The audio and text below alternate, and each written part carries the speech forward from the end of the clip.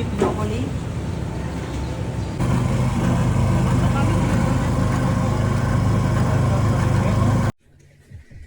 Hey sir, hi sir, how you doing sir? Have a good one sir, let me help you sir. That's what you'll hear a lot in the Philippines, wherever you go, honestly. And it's definitely a culture shock. It's way different than here. People are more polite. They serve you in every setting, and culture is different. So let me tell you about it. I am stationed here in Schofield Barracks. My name is Aaron Barlow. I am a 42 Alpha, which is HR specialist, and yeah, it's kind of boring here. I'm in an HR company, which is different than an S1 shop. So most people know 42 Alpha as someone in S1, and that's what it usually is. Those are the ones that simply process boards, paperwork, help you with issues. It's not pay, that's finance, but yeah, I'm in an HR company, which is like a whole company of 42 Alphas. That when they're in an HR company, usually you're like a holdover company where they pull different soldiers to go to different S1s or task out or do this or that. But mostly HR companies also do postal missions and work at the post office and handle mail and as a mail carrier. We call it Fox 5 certified, and that's a whole other training that you go back to Fort Jackson for. The only few people in our company is Fox 5, and yeah, so an HR company, also S1 companies, sort of like individuals get tasked out to do it. But when we deploy or go on a rotation, especially here in Hawaii, we go, it's called Pathways. We support the Pacific. Most Asian companies, also Alaska, but it's Indonesia, the Philippines, Australia, all those, pretty much all those Asian companies, Japan and others. And the main one is the Philippines, and that's where I got to go. So yeah, it's a lot went on, but then again it didn't. So I'm gonna be all over the place. I don't have a full like checklist of things I'm gonna talk about in order. I'll try to not to keep this long. But yeah, so as far as HR in the Philippines, we luck out here in Hawaii and we get to stay in hotels. So those hotels are nice. I'm talking 5 stars, over $200 a night. And like I said, when you're in the Philippines, they serve you with everything. They're so polite. They carry all your bags, hotels do, but it's just different. When you go out to restaurants or anything, anywhere, you don't pick up your own trash. You leave it there. They will pick it up for you. They will do everything for you, honestly. And they insist. And if you do it yourself, it's like almost like you're not letting them serve you. It is cheaper there. It's pesos. It's Philippine pesos, so it's a little different. Same currency, but the rates are a little different. But yeah, like haircuts are not even $5. Like massages and tissue massages are not even $10. Pedicures like $10. Same with the manicure and whatnot. So those services are real cheap, and it's nice. Like you're sore from the gym and doing whatever. $10, you get an hour-long massage with hot stones and all that. Haircuts, I got a haircut every single week because literally it's $5 with a tip. It's like $8. I just give them like $10 worth, which is like 500 pesos. So in the Philippines, a peso or $1 is 57 and some change pesos.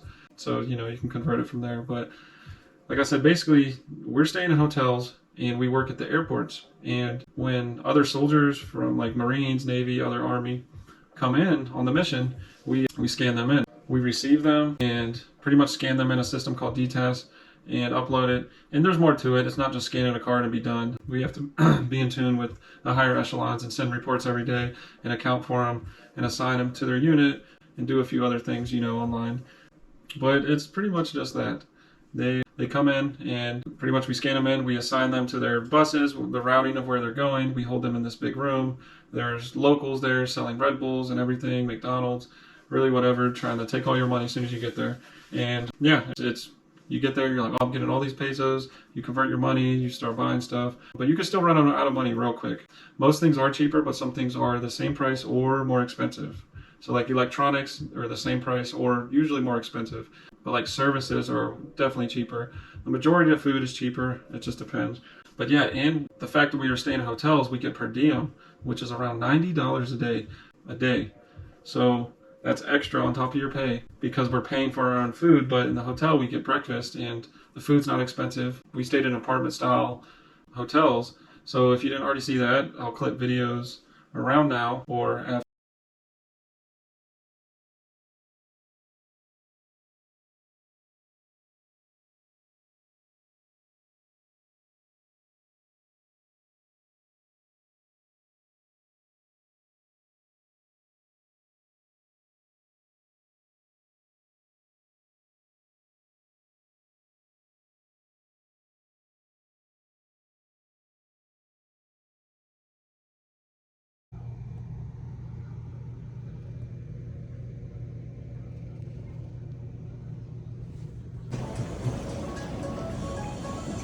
photo. No, you're good. After, this section of the video. But yeah, I'm gonna have a lot of B-roll through this video of just different clips from the Philippines. I'm not gonna insert every single clip of as I talk about it, but I'll try to. And yeah, some good footage, but I wish I could have got more. But it kind of gives you a taste of the way the locals are in certain shops and markets. People think it's all on the streets and, street food and this and that, which it is for sure. You see a lot of that. Taxis are the meta there. Everyone has a motorcycle as a taxi, all these different kind of like motorbikes with carts.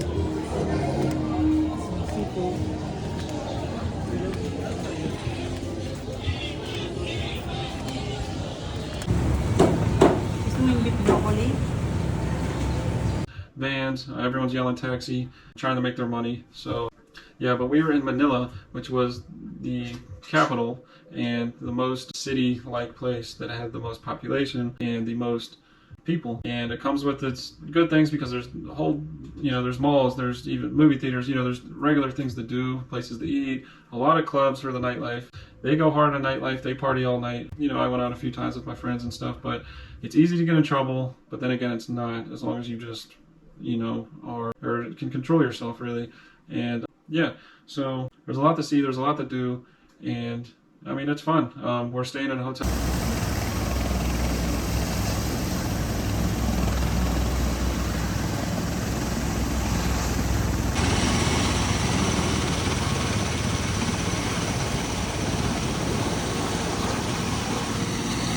Getting paid, and then as we get flights, we have our schedule, and we just go to the hotel, or not the hotel, we go to the airport and process them in, and then just go right back to the hotel.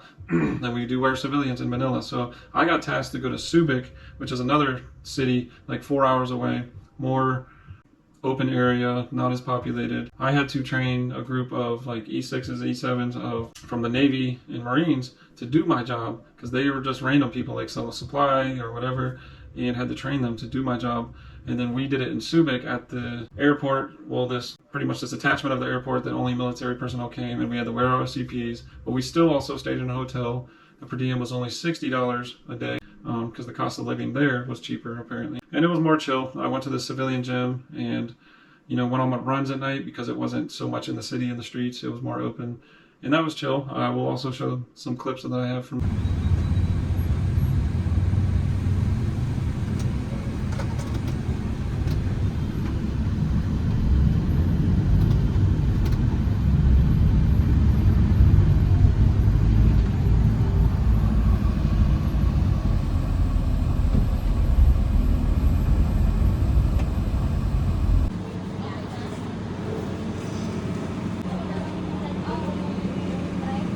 We got to go to the beach. I'll show a couple clips of that too. But yeah, so like it was only 60 miles from Manila, Subic is, but it took us like 4 hours because just to get out of Manila and out past the city, it's so condensed, and traffic takes forever. Everyone's cutting each other off. The traffic is insane. It is unreal actually. There's no rules basically. Like they cut each other off. They're always beeping their horns. They go off the road to pass somebody. It's pretty chaotic, and you're on edge as the taxi drivers drive and your drivers. But you get used to it, you do, but it's still like, we had personal drivers that were contracted through us that pretty much drove us anywhere we wanted, and they get paid like, I don't even know, it was like 5,000 pesos a week, which is like $100. Their pay scale is crazy. People work full-time salary jobs with degrees and only make like $300 a month. So it's pretty nuts. They love Americans, they want the money. The local girls try you, the guys even try you because they try to sell you stuff. Hey, I got this freaking Rolex and it's fake. I got some decent jewelry too, some necklaces and bracelets, but yeah, you just gotta watch because it can drain your bank account real quick, just giving into those things. and buying stuff and clothes. I did buy clothes, shoes, and those kind of things, but you know, that was about it. And